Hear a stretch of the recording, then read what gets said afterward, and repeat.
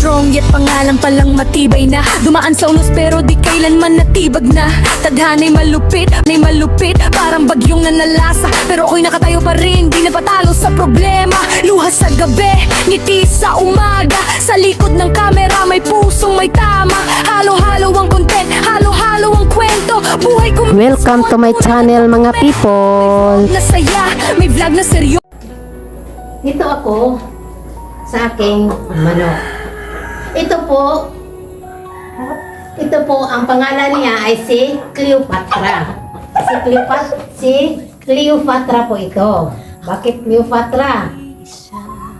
Fat siya. Malaki, parang yun. Ito yun si Cleopatra. Kahit paano hindi siya mangitlog. Yan, si Cleopatra. Ito ba? Mababa.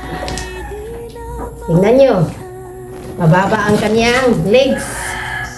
Mababa ang kanyang legs. Ikaw, si Peter ba? Si Roster. Oh. So, si Cleopatra ay mabait. Mabait ito. Si Cleopatra. Oh, malaki. Malaki si Cleopatra. At saka, wala nang egg.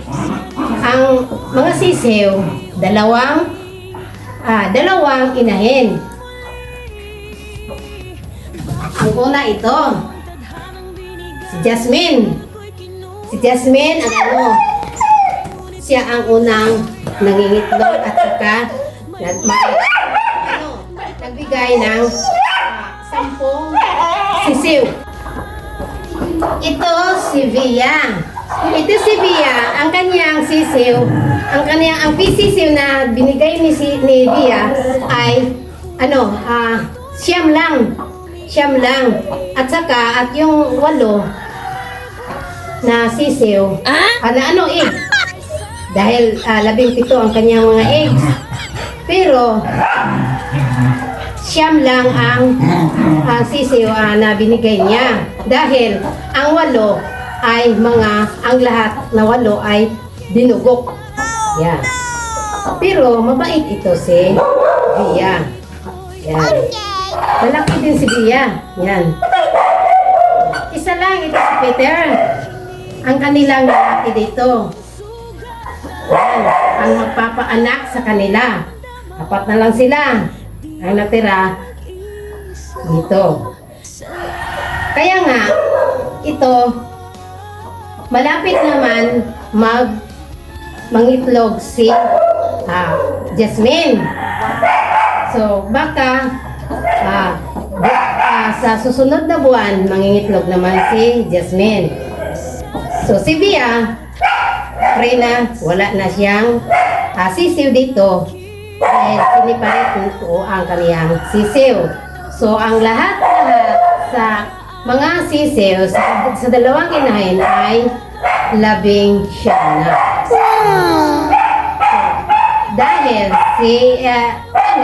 si Via ay siyam lang ang ikanyang sisiw na ibinigay.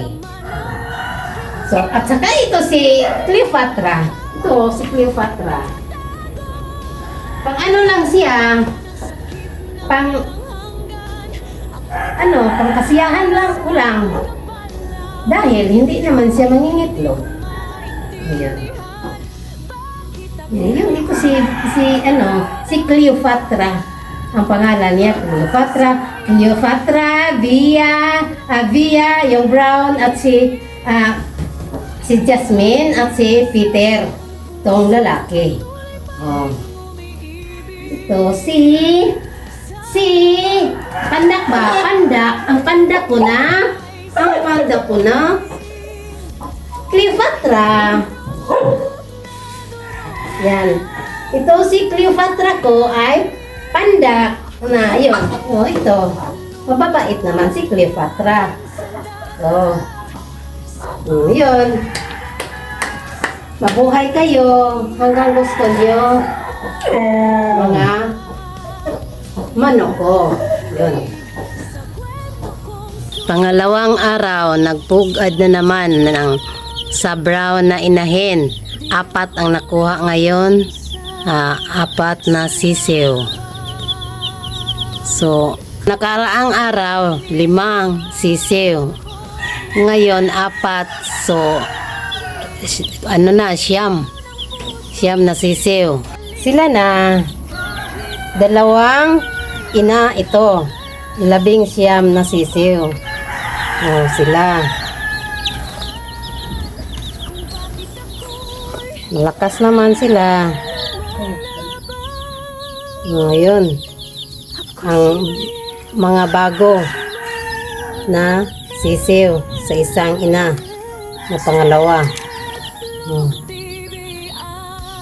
Ang unang sisiw sa unang inahin, mayroon ng pakpak. Wala sila pang buwan. 2 linggo. 2 linggo pa lang sila. Ayun. Ang cute. Yun lang. Mabuti na lang, umulan na. Masaya na si Papaya. Malapit nang magbigay ng bunga. Iyon.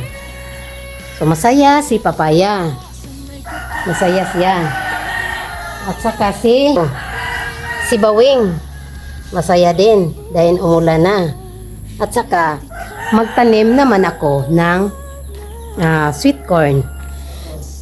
Yeah. Magtanim ako ng sweet corn. Maglinis ako ng para tataniman ko ng sweet corn. Masaya naman si Kalamansi. Sila ay masaya. Masaya din si Lansones. Masaya si Lansones. Dahil umulan. Sana nga magbigay na siya ng bunga. Dahil nag-retrieve ako ng bunga ni Lansones. Last year, hindi siya nagbigay ng bunga. Sana, sa taon na ito, magbigay na naman siya ng bunga. Yes. Si Kalamansi na matanda na, masaya din. Oh, Wow. masigla sila. Dahil sila. Naka-drink ng water ba? Yun. Yun ba? Meanwhile, Sa panahon ngayon ay mahal ang gas. Kaya nga, upang tayo ay makatipid, mag-ano tayo? Mayroon tayong stove. Itong stove ay ang aking ginagamit upang ako ay makatipid ng uling. Diba, ang uling ngayon ay 500 ang sak.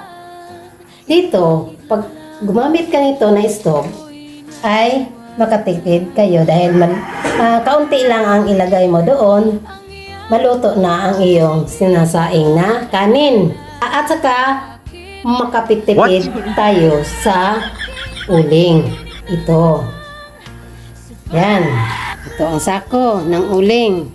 Ay 500 ang sako na ngayon. Oh, hindi pa siya naubos. Nabili ito noong buwan ng February. Oh, ito hanggang ngayon nandito pa ang uling na 1 sack. Hindi madali mauubos. So makatipid tayo kapag ang stove na ito ang ating gagamitin. At saka ito naman ang kahoy. Kahoy. At ang purpose nito ay 2, pangkahoy at saka panggatong. Panggatong at saka panguling. Ito. So makatipid tayo pag mayroon tayong kahoy sa ating paligid. Dito, hindi tayo bumili. Mayroon lang doon sa ating farm ba, sa ating bundok. Magkuha tayong mga panggatong doon. Ito ang ating gagamitin. Makatipid din tayo. Diba? oh yeah. Yun. Panguling at saka panggatong. A few moments later. Mga kapatid ko, saan man kayo, mga pamangkin ko, kung saan man kayo, sana maalala mo niyo ako na nandito ako sa punong niyog. Sana tumawag naman kayo sa akin dahil nandito ako sa puno ng niyog. Kung naalala niyo ako, kung saan man kayo, mga pamangkin ko, na mga magaganda kong pamangkin, saan kayo naman nakatira, sana naalala niyo ako na ako ang inyong ang inyong ante. Ako ang inyong ante. Hindi naman ako mataray.